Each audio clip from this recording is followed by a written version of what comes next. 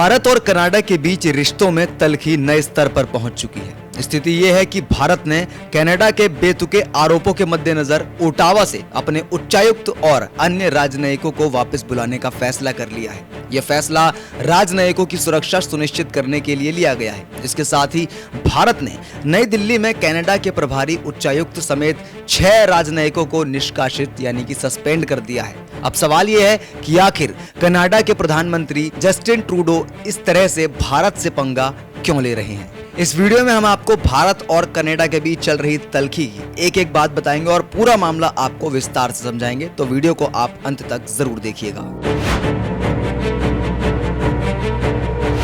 दरअसल Justin Trudeau की भारत के प्रति आक्रामकता कनाडा के प्रधानमंत्री की घरेलू स्तर पर गिरती लोकप्रियता और उनके बढ़ते असंतोष के साथ मेल खाती है, क्योंकि इसे अगले साल के संघीय चुनावों से पहले राजनीतिक रूप से महत्वपूर्ण सिख समुदाय को लुभाने यानी कि लालच देने के लिए उनकी आवश्यकता को बढ़ाने के रूप में देखा जा रहा है। बढ़ती कॉस्ट ऑफ लिविंग, संकटग्रस्त हेल्थ सर्विस सिस्टम और बढ़ती अपराध दर पर शिकायतों के बीच इप्सोस सर्वेक्षण से पता चला है कि केवल 26% लोग ट्रूडो को सर्वश्रेष्ठ यानी कि बेस्ट पीएम उम्मीदवार के रूप में देखते हैं। रविवार को कनाडा से एक डिप्लोमेट कम्युनिकेशन प्राप्त हुआ जिसमें कहा गया था कि भारतीय उच्चायुक्त और अन्य राजनयिक उस देश में एक जांच से संबंधित मामले में पर्सन ऑफ इंटरेस्ट हैं। भारत सरकार इन बेतुके आरोपों को खारिज करती है और इन्हें ट्रूडो सरकार के राजनीतिक एजेंडे का हिस्सा मानती है जो वोट बैंक की राजनीति पर केंद्रित है। ये बयान भारत के विदेश मंत्रालय ने जारी किया। ट्रूडो के पार्टी सहयोगियों ने उनसे पद छोड़ने की मांग की है, क्योंकि कई राजनीतिक एक्सपर्ट्स ये भविष्यवाणी कर रहे हैं कि लिबरल्स को ब्रिटेन में कंजर्वेटिव्स की तरह दुर्दशा का सामना करना पड़ेगा। संसद में 2 अविश्वास प्रस्तावों से बचने के बाद ट्रूडो पद पर बने हुए। कनाडा में 7.7 लाख से ज्यादा सिख हैं, जो चौथा सबसे बड़ा जातीय समुदाय है, जिसमें एक वर्ग खालिस्तान की भी मांग करता है।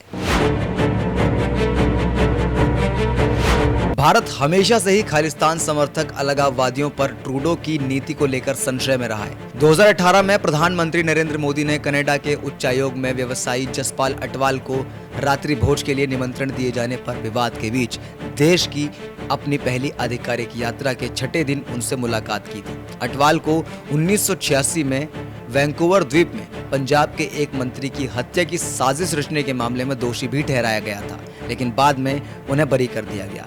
निमंत्रण वापस लेने के बाद भी ट्रूडो ने खुद को विवाद से दूर रखने की कोशिश की। हालांकि उनके रुख में कोई बदलाव नहीं आया, क्योंकि ट्रूडो सरकार ने भारतीय वाणिज्य दूतावासों से बाहर विरोध प्रदर्शनों पर रोक लगाने से इनकार कर दिया। इनमें से कुछ में प्रदर्शनकारियों ने भारतीय झंडे को भी जलाया था। ऑपरेशन ब्लू स्टार की 40वीं वर्षगांठ पर ओंटारियो और टोरंटो में जुलूसों में 1984 में पूर्व पीएम इंदिरा गांधी की उनके अंगरक्षकों द्वारा की गई हत्या को दर्शाती झांकियां भी दिखाई गई थी। कनाडा सरकार ने खालिस्तान पर जनमत संग्रह को रोकने के लिए इनकार कर दिया था, जिसका समर्थन सिख फॉर जस्टिस ने किया था। ट्रूडो द्वारा यह आरोप लगाए जाने के बाद कि जून 2023 में आतंकवादी हरदीप सिंह निज्जर की हत्या में भारतीय एजेंट शामिल थे, दोनों देशों के रिश्तों में तल्खी की शुरुआत हुई थी। कनाडा के प्रधानमंत्री ने सितंबर में G20 शिखर सम्मेलन के बाद नई दिल्ली से लौटने के तुरंत बाद ये आरोप लगाए थे। भारत ने न केवल आरोपों का खंडन किया बल्कि ठोस सबूत भी मांगे, जिसे कनाडा ने देने से भी इनकार कर दिया था। दोनों पक्षों ने व्यापार यानी कि बिजनेस समझौतों के लिए बातचीत पर भी रोक लगाई और भारत ने अस्थायी रूप से वीजा प्रक्रिया रोक दी, क्योंकि उसे कनाडा में अपने मिशन के कर्मचारियों की सुरक्षा की चिंता थी। भारत की तरफ से स्टाफिंग में पारस्परिक के सिद्धांत को उठाए जाने के बाद 40 से अधिक कनाडाई राजनयिकों को भारत में मिशनों से वापस बुला लिया गया था। कनाडा ने कथित चुनाव हस्तक्षेप की जांच में भारत को शामिल करने की भी मांग की थी। पिछले साल नई दिल्ली में G20 शिखर सम्मेलन के दौरान ट्रूडो के साथ बैठक के दौरान पीएम मोदी ने कनाडा में चरमपंथियों द्वारा भारत विरोधी गतिविधियों पर चिंता भी व्यक्त की थी।